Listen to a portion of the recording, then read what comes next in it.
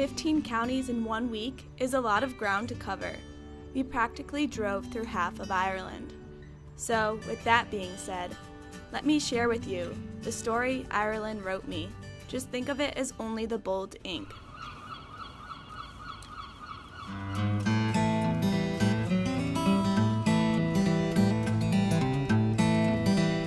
The storehouse was built in 1904. However, this Guinness production site has been here since 1759. The entire storehouse is built in the shape of your signature pint of Guinness. Floor by floor, we walk through the history of Ireland's famous brew. On our way up to the top, we walk through the floor of My Goodness, My Guinness posters, but in 3D form. Weird echoed noises and animals manipulated into things that weren't quite animals had me wondering maybe I was actually sleeping, and we hadn't even landed in Ireland yet.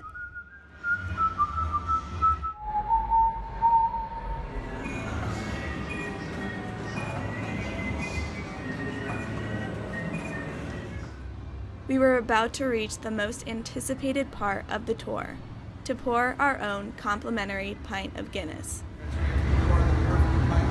We would learn to pour the perfect pint. Before my dad begins, let me explain the basics. Step 1. Make sure your Guinness glass is clean. Step 2. Tilt your glass at a 45-degree angle below the tap and pull the tap all the way down towards you. Step 3. Fill the glass up until the Guinness reaches the bottom of the golden harp pictured on the side of the glass. Straighten the glass to a perfect 90 degrees until the Guinness reaches halfway up the harp, then stop. Step 4. Wait approximately 119.53 seconds until the ruby red color is distinct from the creamy white head. Step 5. Put your glass up to the tap. Push the tap away from you to get a slower pour, and fill the glass up until the foam reaches the slightest bit above the top. Voila, your perfect pint. Let's see how he does. 45 degrees, golden harp to the bottom, underneath the tap, pull down the full way. A good start, but he straightened his glass out too soon. However, I can't say I did any better. Yeah, there, pull down the full way. That's not a tap. The other one. Oh. In my defense, I was running off of no sleep. My biggest mistake was not pulling the tap all the way down from the beginning.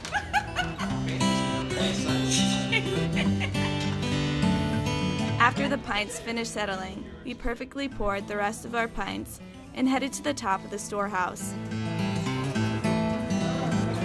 An amazing view towering over Dublin City, sipping on the creamiest, perfect pint of Guinness I had ever tasted. All that, and it was only a little after 10 in the morning. If anyone is unfamiliar with Murphy's Law, it says, if anything can go wrong, it will. Murphys are everywhere in Ireland, but the Murphys we are related to live in Castlebar, County Mayo. Yeah, they look good.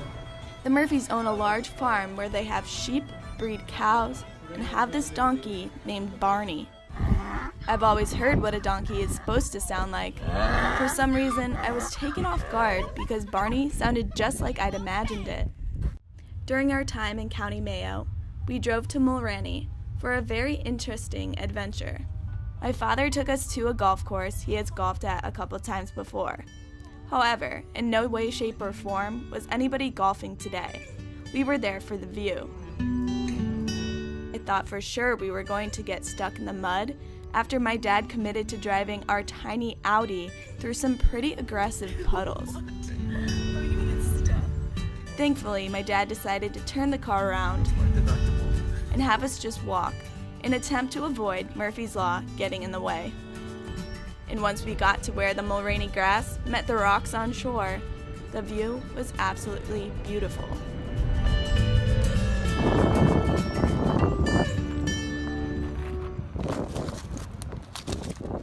Captured by the sight, we almost didn't notice this massive dark cloud quickly coming our way.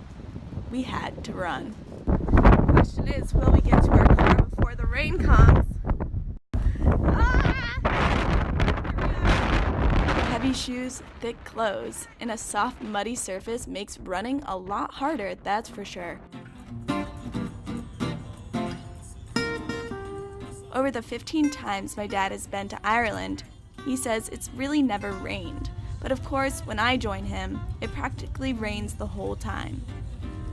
I'm convinced that my life revolves more around Murphy's Law than his does. On our night out in Dingle, we found some authentic live Irish music at a downtown pub. We took the most scenic and touristy way out of Kerry. We stopped at Doonbeg Fort, where the cliffs of Dingle touch Dingle Bay.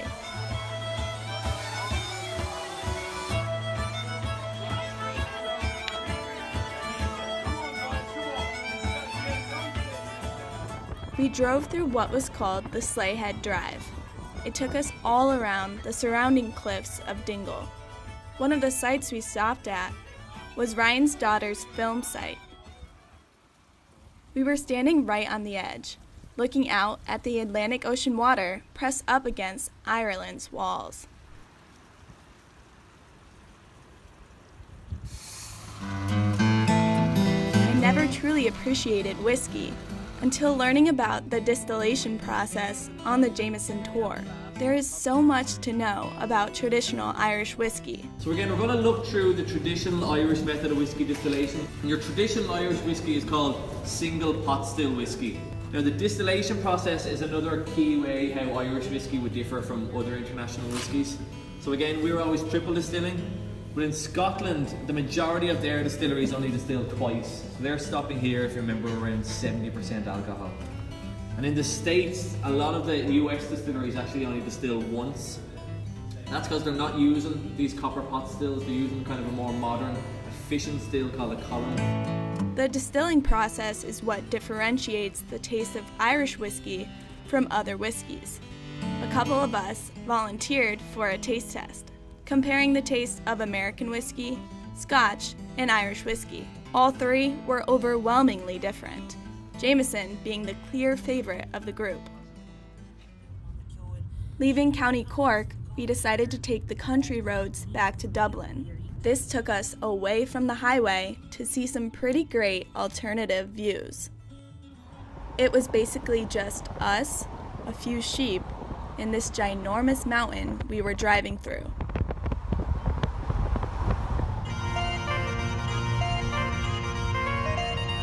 We stopped in County Tipperary, where we toured the Rock of Cashel. This is also known as Cashel of the Kings, or St. Patrick's Rock. The structure of the castle itself was beautiful, but everything surrounding it was equally as stunning. Kings were clearly no longer living in the castle, but hundreds of birds had no problem taking over the place. I told my dad that even the Irish make pretty tombstones. And when I die, I'd like to have that version. But hopefully, not anytime soon, I mentioned. Solemn energy took over as we headed back to our final and first destination, Dublin. Excited to be back in the handsome city, but a sad realization of our time in Ireland was making its bittersweet end. What I desire is man's red fire in my dreams. Our last night in Ireland, we spent mainly in these seats, sipping on good drinks with great company and enjoying live Irish music. The Temple Bar pub is Dublin's most popular pub. On a Friday night, we were lucky to be sitting down.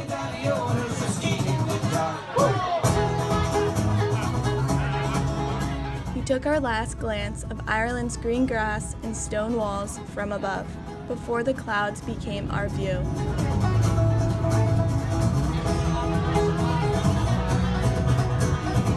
And now, all we could do was think back on our memories and envision the world below as Ireland told it.